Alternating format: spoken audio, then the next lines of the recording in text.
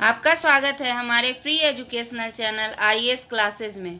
हम लोग आपके सफलता के मार्ग को प्रशस्त करने में सहायता करते हैं, साथ ही आपके उज्जवल भविष्य की कामना करते हैं। आज मैं आपको बताने जा रही हूँ 19वीं शताब्दी में भारतीय समाज में चलाए गए धार्मिक एवं सामाजिक सुधार आंदोलन के विषय में। चेतना की उत्पत्ति व प्रसार। 19वीं शताब्दी में भारतीय समाज धार्मिक अंधविश्वासों एवं सामाजिक कुरीतियों से जकड़ा हुआ था। हिंदू समाज बुराइयों, बर्बरता एवं अंधविश्वासों से ओतप्रोत था। पुरोहित समाज में अपना महत्वपूर्ण स्थान बनाए हुए थे तथा जन सामान्य पर विभिन्न कर्मकांडों तथा निरर्थक धार्मिक कृत्यों की सहायता से वर्चस्व स्थापित कर चुके थे। भारतीय सामाजिक व्यवस्था भी इतनी ही दयनीय थी। समाज में सबसे निम्न स्थिति स्त्रियों की थी। लड़की का जन्म अपशकुन, उसका विवाह बोझ एवं वैधव्य श्राप समझा जाता था। जन्म के पश्चात बालिकाओं की हत्या कर दी जाती थी। स्त्रियों का वैवाहिक जीवन अत्यंत दयनीय एवं संघर्षपूर्ण था। यदि किसी स्त्री के पति की मृत्यु हो जाती थी तो उसे बलपूर्वक पति की चिता में जलने को बाध्य किया जाता था। इसे सती प्रथा के नाम से जाना जाता था। राजा राम मोहन राय ने इसे शास्त्र की आड़ में हत्या की संज्ञा दी। जाति प्रथा भी समाज की एक महत्वपूर्ण बुराई थी। इस जाति व्यवस्था की सबसे निचली सीढ़ी पर अनुसूचित जाति के लोग थे, जिन्हें समाज में हेय दृष्टि से देखा जाता था तथा अछूत माना जाता था। भारत में उपनिवेशी शासन की स्थापना के पश्चात देश में अंग्रेजी सभ्यता एवं संस्कृति के प्रसार हेतु सुनियोजित प्रयास किए गए। शहरीकरण तथा आधुनिकीकरण ने भी लोगों के विचारों को प्रभावित किया। इन नवीन विचारों के विक्षोभ ने भारतीय संस्कृति में प्रसार की भावना उत्पन्न की तथा ज्ञान का प्रसार हुआ। यह महसूस किया जाने लगा कि भारत सभ्यता की दौड़ में काफी पिछड़ गया है। 19वीं शताब्दी के अंतिम दशक में लोकतंत्र एवं राष्ट्रवाद के उफान ने भारतीयों एवं भारत की सामाजिक धार्मिक संस्थाओं को भी प्रभावित करना प्रारंभ कर दिया। इन कारकों ने शीघ्र ही पुनर्जागरण की प्रक्रिया के उद्भव एवं विकास के लिए पृष्ठभूमि तैयार की। भारत में 19वीं शताब्दी में सामाजिक धार्मिक सुधारों की जो प्रक्रिया प्रारंभ हुई वह उपनिवेशी शासन की उपस्थिति का ही प्रभाव था, लेकिन कहीं भी उपनिवेशी शासकों ने इसे प्रारंभ नहीं किया। पुनर्जागरण एवं धर्म सुधार की प्रक्रिया में जिस वर्ग ने सबसे महत्वपूर्ण भूमिका निभाई वह कोई औद्योगिक या व्यापारी वर्ग नहीं था, अपितु वे सरकारी कार्यालय में कार्यरत व्यक्ति, शिक्षक, पत्रकार, वकील एवं चिकित्सक जैसे लोग थे, जिनके हित कहीं न कहीं पर एक दूसरे के समान थे। वे महत्वपूर्ण आधार जिन्होंने सुधार आंदोलनों को वैचारिक धरातल पर प्रदान किया, उनमें धार्मिक सार्वभौमिकता, मानवतावाद एवं तर्कवाद प्रमुख थे।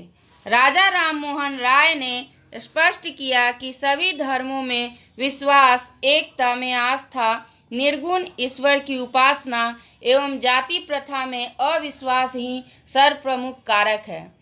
अक्षय कुमार दत्त ने भी स्पष्ट किया कि तर्कवाद या हेतुवाद ही हमारा मुख्य अभिप्रेरक तत्व है। इन्हीं मान्यताओं एवं विश्वासों का प्रतिफल था कि जहाँ एक ओर ब्रह्म समाज का यह मानना था कि कोई भी पुस्तक न तो ईश्वर है न ही देवी देवता है, क्योंकि कोई भी पुस्तक पूर्णतया त्रुटि विहीन नहीं हो सकती, चाहे वह धार्मिक ही क्यों न हो।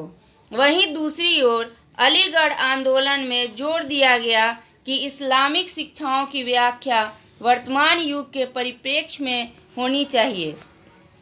सर सैयद अहमद खान ने मुस्लिम धर्म की कुरीतियों पर कड़े प्रहार किए तथा उन्हें तत्कालीन परिस्थितियों में अप्रासंगिक बताया। यद्यपि इस काल में धर्म सुधारकों ने अपने धर्म को सुधारने का प्रयत्न किया, किंतु उनका दृष्टिकोण किसी एक धर्म तक ही सीमित न रहकर सार्वभौमिक था। राजा राम मोहन राय ने हिंदू धर्म के अतिरिक्त ईसाई धर्म के भी अनेक गलत रीति रिवाजों को सार्वजनिक किया। सर सैयद अहमद खान का मानना था कि सभी धर्मों का मूल उद्देश्य एक ही है, भले ही उनका तरीका भिन्न भिन्न हो। केशव चंद्र सेन के विचार भी इस संबंध में उदारवादी थे तथा उन्होंने कहा कि विश्व के सभी धर्म सच्चे हैं। अंग्रेज सरकार के रवैये ने भी भारतीय समाज में सुधार आंदोलन शुरू करने की प्रेरणा दी। अंग्रेजों की आंतरिक मंशा थी कि भारतीय समाज के एक वर्ग को ऐसे पाश्चात्य रंग में रंगा जाए जिससे वे ब्रिटिश हितों की रक्षा कर सके। सामाजिक सुधार आंदोलनों में मानवीय हितों को सर्वोच्च प्राथमिकता दी गई। इस बात को प्रमुखता से इंगित किया गया कि कोई भी परिवर्तन तभी उपयोगी है जब उससे मानवीय कल्याण के उद्देश्यों की पूर्ति होती हो। अंग्रेजी को शिक्षा का अनिवार्य माध्यम बनाए जाने से एक ऐसे वर्ग का उदय हुआ जिसने अंग्रेजी में शिक्षा प्राप्त कर पाश्चात्य साहित्य का अध्ययन किया तथा भारतीय समाज एवं संस्कृति की खामियों का पता लगाया। 1853 के पश्चात रेलवे के विकास ने भी इस दिशा में सहयोग किया। लोगों में सामाजिक गतिशीलता आई। ईसाई मिशनरियों ने भारतीय समाज में प्रचलित अनेक बुराइयों एवं अमानवीय प्रथाओं की भर्त्सना की, फलतः इस ओर भी लोगों का ध्यान आकृष्ट हुआ। सरकार के दृष्टिकोण ने भी समाज सुधार आंदोलन प्रारंभ करने की प्रेरणा दी। वे भारतीय समाज में परिवर्तन करके उससे पश्चिमी समाज के अनुकूल बनाना चाहते थे। फलतः उन्होंने भारतीय समाज सुधारकों को भी अपना योगदान दिया। भारत में समाज सुधार के प्रारंभिक संगठनों में सामाजिक सभा, सर्वेंट ऑफ इंडिया सोसाइटी इत्यादि प्रमुख थी। Jyotiba Phule, Gopal Hari Deshmukh, K T. Telang, B M. Malabari, D K. Karve, Shri Narayan Guru, E P. Ramaswamy Naikar एवं बी.आर. अम्बेडकर इत्यादि प्रमुख व्यक्ति थे जिन्होंने प्रारंभिक समाज सुधारकों का कार्य किया। समाज सुधार के बाद के वर्षों में इसे और सुयोग्य नेतृत्व मिला। मोटे तौर पर समाज सुधार अभियान के दो मुख्य उद्देश्य थे। पहला, समाज में स्त्रियों की दशा में सुधार लाना तथा दूसरा, समाज में अस्पृश्यता को दूर करना। स्त्रियों की दशा में सुधार में के प्रयास। समाज में स्त्रियों की दशा अत्यंत शोचनीय थी तथा उन्हें पुरुषों से नीचा समझा जाता था। हिंदू तथा मुस्लिम दोनों ही समाज में महिलाएं आर्थिक तथा सामाजिक रूप से पुरुषों पर आश्रित थीं। उन्हें शिक्षा ग्रहण करने की मनाही थी। समाज में उनका अपना कोई पृथक अस्तित्व नहीं था। सभी समाज सुधारकों ने महिलाओं की दशा सुधारने हेतु अपना ध्यान केंद्रित किया तथा अपील की कि महिलाओं को समाज में उनका दर्जा प्रदान किया जाए। समाज सुधारकों ने घोषित किया कि ऐसा कोई भी समाज सभ्य एवं विकसित नहीं हो सकता जहां महिलाओं से भेदभाव किया जाता हो। इन्होंने सरकार से भी अपील की कि वह समाज में महिलाओं की दशा सुधारने हेतु पहल करे एवं स्त्रियों से संबंधित विभिन्न कुप्रथाओं को दूर करने हेतु कदम उठाए। उन्होंने मांग की कि महिलाओं की मध्यकालीन तथा सामंतकालीन छवि को दूर किया जाए। सती प्रथा। राजा मोहन राय ने सती प्रथा को स्त्रियों के साथ किया गया घोर अन्याय बताते हुए इसे समस्त हिंदू समाज के लिए शर्मनाक कहा। उन्हीं के प्रयत्नों का परिणाम था कि सरकार ने सती प्रथा को दंडनीय अपराध घोषित किया तथा ऐसा करने वालों को दंड देने का नियम बनाया। 1829 में सती प्रथा के विरुद्ध एक कानून पास करके इसके 17वें नियम के अनुसार विधवाओं का जीवित जलाना बंद कर दिया गया। सबसे पहले यह नियम बंगाल में लागू किया गया, फिर 1830 में यह मद्रास एवं बम्बई में भी लागू कर दिया गया। शिशुवध। यह क्रूर प्रथा बंगालियों एवं राजपूतों में प्रचलित थी। प्रबुद्ध भारतीयों तथा अंग्रेज दोनों ने ही इस प्रथा की तीव्र आलोचना की। 1795 में बंगाल में 21वें अधिनियम तथा 1804 में तीसरे अधिनियम के अनुसार कानूनी तौर पर शिशु हत्या को मानव हत्या के बराबर अपराध घोषित कर दिया गया। 1870 में इस प्रथा को रोकने के लिए कुछ और कानून भी बनाए गए। विधवा पुनर्विवाह, यह ब्रह्म समाज के कार्य क्षेत्रों में एक अत्यंत प्रमुख मुद्दा था तथा उसने इसे लोकप्रिय बनाने हेतु सराहनीय कार्य किए। लेकिन इस क्षेत्र में सबसे महत्वपूर्ण योगदान ईश्वर चंद्र विद्यासागर 1820 से 91 का था। उन्होंने संस्कृत और वैदिक उल्लेखों से यह सिद्ध किया कि वेद विधवा पुनर्विवाह की अनुमति देते हैं। उन्होंने लगभग 1,000 हस्ताक्षरों से युक्त एक प्रार्थना पत्र सरकार को भेजा।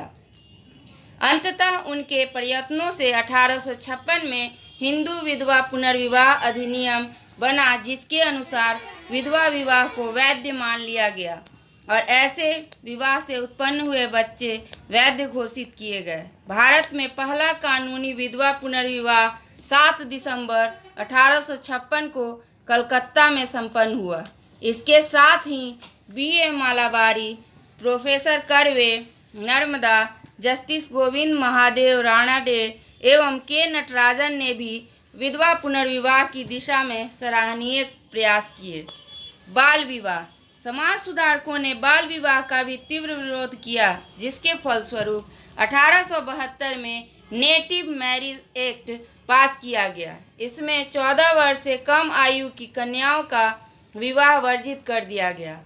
हर विलास शारदा के अथक प्रयत्नों से 1930 में शारदा एक्ट पारित की हुआ। इस एक्ट द्वारा 18 वर्ष से कम उम्र के लड़के एवं 14 वर्ष से कम उम्र की लड़की के विवाह को अवैध घोषित कर दिया गया। स्त्री शिक्षा, 19वीं शताब्दी में समाज में यह भ्रांति व्याप्त थी कि हिंदू शास्त्र स्त्री शिक्षा की अनुमति नहीं देते तथा शिक्षा ग्रहण करने पर देवता उसे वैधव्य का दंड देते हैं। इस दिशा में सबसे पहला प्रयास ईसाई मिशनरियों ने किया तथा 1819 में कलकत्ता तरुण स्त्री सभा की स्थापना की। 1849 में कलकत्ता एजुकेशन काउंसिल के अध्यक्ष JED बेथुन ने बेथुन स्कूल की स्थापना की। स्त्री शिक्षा के क्षेत्र में ईश्वर चंद्र विद्यासागर की देन महान है। वे बंगाल के कम से कम 35 बालिका विद्यालयों से संबद्ध थे। 1854 के चार्ल्स वुड के डिस्पैच में भी स्त्री शिक्षा को बढ़ावा देने पर बल दिया गया। 1914 में स्त्री चिकित्सा सेवा ने स्त्रियों को नर्सिंग एवं मिडवाइफरी के क्षेत्र में प्रशिक्षण देने का सराहनीय कार्य किया।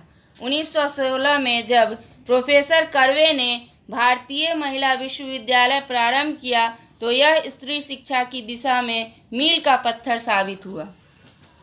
वर्ग आधारित शोषण के विरुद्ध संघर्ष, हिंदू चतुर्वर्ण व्यवस्था के अनुसार जाति ही किसी व्यक्ति की सामाजिक स्थिति का निर्धारण करती है।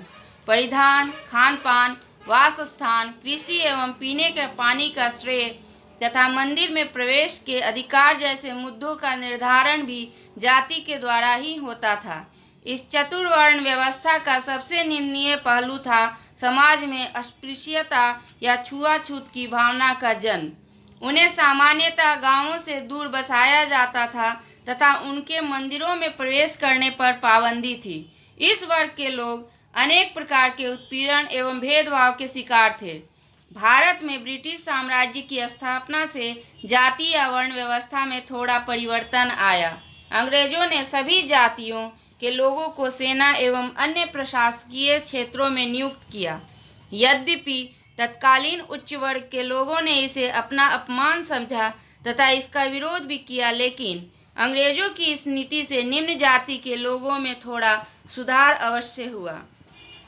संपत्ति के निजी स्वामित्व एवं भूमि के मुक्त क्रय से भी जातीय समीकरणों में परिवर्तन हुए। अंग्रेजों ने ग्राम पंचायतों की जाति पर आधारित न्याय प्रणाली को समाप्त कर आधुनिक न्याय व्यवस्था की स्थापना की, जिसमें सभी जातियों के लिए समान न्याय की प्रणाली थी। अंग्रेजों की शिक्षा व्यवस्था में सभी जातियों को शिक्षा ग्रहण करने के समान अवसर दिए गए। 19वीं शताब्दी के मध्य से विभिन्न समाज सुधार संगठनों यथा ब्रह्म समाज, प्रार्थना समाज, आर्य समाज, रामकृष्ण मिशन एवं थियोसोफिकल सोसाइटी आदि ने भी निम्न जाति के लोगों की दशा सुधारने के लिए अनेक प्रयास किए। इन संगठनों ने अछूतों की दशा सुधारने के अनेक प्रयास किए तथा निम्न जाति के लोगों के मध्य शिक्षा के प्रचार प्रसार का कार्य किया तथा उन्हें मंदिरों में प्रवेश दिलाने, तालाबों से जल ग्रहण करने एवं सार्वजनिक स्थानों के प्रयोग करने की दिशा में प्रयत्न किए। आर्य समाज ने शूद्रों को उच्च शिक्षा ग्रहण करने, यज्ञोपवीत धारण करने तथा उच्च जाति के लोगों के समान अधिकार प्राप्त करने का समर्थन किया। राष्ट्रवादी नेताओं एवं संगठनों ने भी जातीय विशेषाधिकार, समान नागरिक अधिकारों के लिए संघर्ष तथा सभी के स्वतंत्र विकास के लिए सिद्धांत की वकालत की। इस अवधि में प्रदर्शन में जन भागीदारी, जनसभाओं एवं सत्याग्रह आंदोलन जैसे कार्यक्रमों में सक्रियता से भाग लेने के कारण दलितों की स्थिति में कुछ सुधार हुआ। गांधी जी समाज से छुआछूत की बुराई की समूल नष्ट करने के लिए कृत संकल्पित थे। 1932 में उन्होंने अखिल भारतीय हरिजन संघ की स्थापना की। शिक्षा में व्यापक प्रसार एवं जन जागृति के फलस्वरूप दलित वर्ग के लोगों में चेतना जागृति हुई तथा उन्होंने भेदभाव एवं उत्पीड़न का विरोध करना प्रारंभ कर दिया। महाराष्ट्र में माली जाति में जन्मे ज्योतिबा फूले ने ब्राह्मण वर्ग के विशेषाधिकारों को चुनौती दी। उन्होंने दलितों में, विशेषकर दलित महिलाओं में शिक्षा के प्रसार को सर्वश्रेष्ठ प्राथमिकता दी तथा इसके लिए अनेक स्कूल खोले। बाबा साहेब अम्बेडकर, जो बाल्यावस्था से ही जातीय भेदभाव के प्रत्यक्ष गवाह थे, आजीवन उच्च वर्ग की जातियों के विरुद्ध संघर्ष करते रहे। उन्होंने अखिल भारतीय अनुसूचित जाति महासंघ की स्थापना की। उन्हीं के प्रयत्नों से प्रेरणा लेकर कई अन्य तत्कालीन दलित नेताओं ने आपस में मिलकर अखिल भारतीय दलित वर्ग संघ की स्थापना की। 1935 के अधिनियम में दलित एवं पिछड़े वर्ग के लोगों के लिए विशेष प्रतिनिधित्व का प्रावधान किए जाने से इस वर्ग को एक बड़ी उपलब्धि हासिल हुई। 19वीं शताब्दी के पश्चात कोल्हापुर के महाराजा ने स्वयं ब्राह्मण विरोधी अभियान को प्रोत्साहन दिया। 1920 के दशक में दक्षिण भारत में E.V. रामास्वामी नायकर ने ब्राह्मणों के विरुद्ध आत्मसम्मान आंदोलन प्रारंभ किया। अन्य दलित समर्थक आंदोलनों की भांति इस आंदोलन ने भी दलितों के मंदिर में प्रवेश करने पर लगी पाबंदी को हटाने की मांग की। केरल में श्री नारायण गुरु ने जीवन पर्यंत दलितों की दशा सुधारने के लिए संघर्ष किया। श्री गुरु ने नारा दिया, समस्त मानव जाति के लिए एक ईश्वर, एक जाति एवं एक धर्म है। श्री नारायण गुरु के शिष्य साधारण अय्यप्पन ने इस नारे का परिवर्तन करके समस्त मानव जाति के लिए कोई ईश्वर नहीं, कोई जाति नहीं, कोई धर्म नहीं का नारा दिया। परंतु इन सभी प्रयत्नों के बावजूद ब्रिटिश शासनकाल में जाति प्रथा के विरुद्ध चल रहे अभियानों को अपेक्षित सफलता नहीं मिल सकी। इसके अतिरिक्त राजनीतिक एवं आर्थिक उत्थान के बिना निम्न जातियों की दशा में सुधार असंभव था। इस बारे में ईमानदारी पूर्वक जो भी प्रयत्न किए गए वे स्वतंत्रता प्राप्ति के बाद ही हुए। आज के इस वीडियो में इतना ही।